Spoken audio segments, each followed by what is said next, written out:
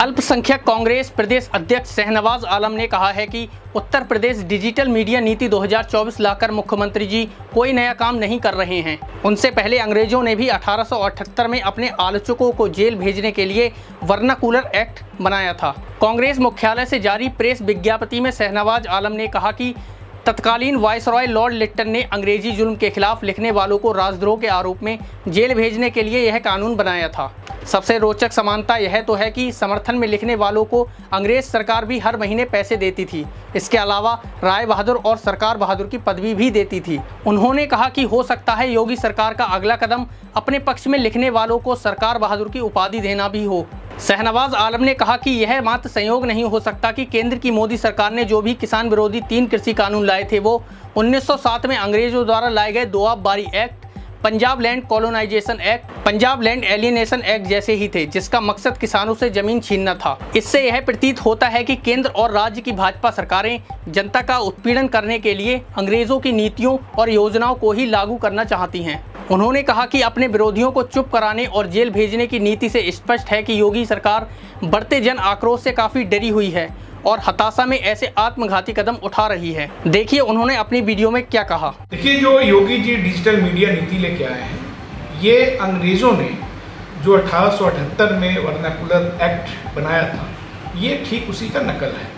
उसमें भी अंग्रेजों ने कहा था कि जो लोग भी अंग्रेजी हुकूमत के खिलाफ लिखेंगे उनको हम जेल भेजेंगे, ये प्रावधान था उसमें। और जो लोग समर्थन में लिखेंगे उनको पैसा भी देंगे। तो योगी जी भी वही कर रहे हैं, इसलिए समानता है। हो सकता है आगे चल के योगी जी थोड़ा और नकल करे और जिस तरह अंग्रेज अपने पक्ष में लिखने वालों को सर की उपाधि देते थे, राय बहादुर की उपाधि देते थे, सरकार बहादुर की उपाधि देते थे, हो सकता है ये लोग भी दें। ये दुर्भाग्य है इस देश का कि जनता द्वारा चुनी हुई जो सरकार है हमारी, वो लगातार जनता के उत्पीड़न के लिए, जिन्होंने यहाँ कम से कम 200 साल तक लोगों का उत्पीड़न किया, उस अंग्रेजी राज से ये सीख रही है। जो 3 कृषि कानून लेके आए थे ये, वो भी अंग्रेजों द्वारा 1907 में जो दोआबबारी एक्ट लाया गया था, या पंजाब लैंड कॉलोनाइजेशन एक्ट था, या पंजाब लैंड एलियनेशन एक्ट था, उसका वो नकल था।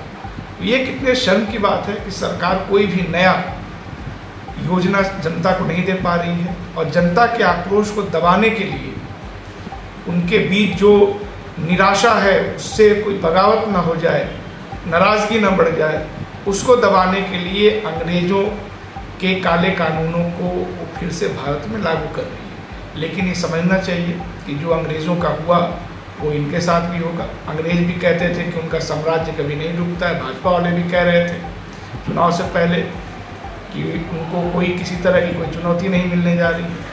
तो जो अंग्रेजों का साथ हुआ वही मुझे लगता है भारतीय जनता पार्टी के साथ भी होगा। और ये दिखाता है कि भारतीय जनता पार्टी के अंदर कितना असुरक्षा बोध है, कितना दहशत है जनता को लेकर के।